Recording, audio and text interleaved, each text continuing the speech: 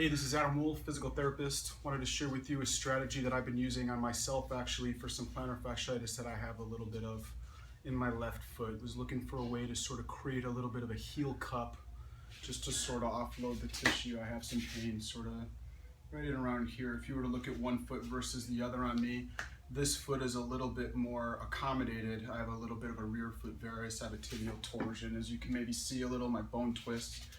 The result of that is that this midfoot is a little bit more wobbly. I have trouble locking it up for the second phase of gait, propelling. And so what I want to do, the result of that is increased stress to the bottom part of my foot here. So I've been looking for strategies to just sort of offload that.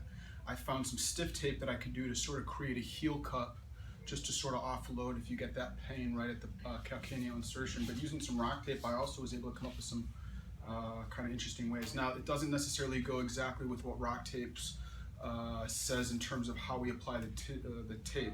Typically, with Rocktape, we tape the motion, not the muscle. So we're still going to tape the motion of the bottom of the foot to help to sort of support that loading when my foot hits the ground, and also support my toe off. But I'm going to do it also creating a heel cup.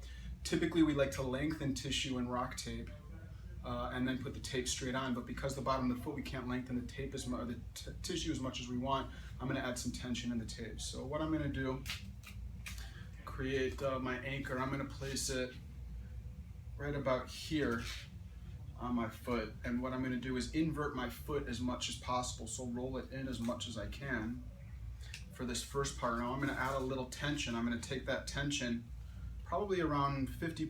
50% for me is when I pull the tape and I can see kind of through it. So to the point where I can start to see through it, I'm going to go a little bit more tension as I come around my heel. I want to be careful not to get any folding in the tape. If I do, I want to pull it out. And once I have that, now I'm going to lengthen my foot out. I'm going to evert my foot and evert my forefoot. And I'm going to take that piece of tape and anchor it right into my big toe here. And so this piece is a little long, and so I'm going to anchor it right into my big toe for the first piece. Okay, and what that's done is sort of created this nice heel cup. I'm going to add a second piece of tape here, and I'm going to change the vector slightly. So this is going to be too long if the first piece was. I'm going to add a slight different application, because remember, we don't want the tape to start on other tape, so we're going to start it on the skin.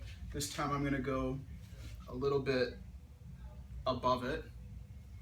Still going to invert. I'm going to change the line a little bit. I'm going to create a invert. I'm still pulling around the corner here.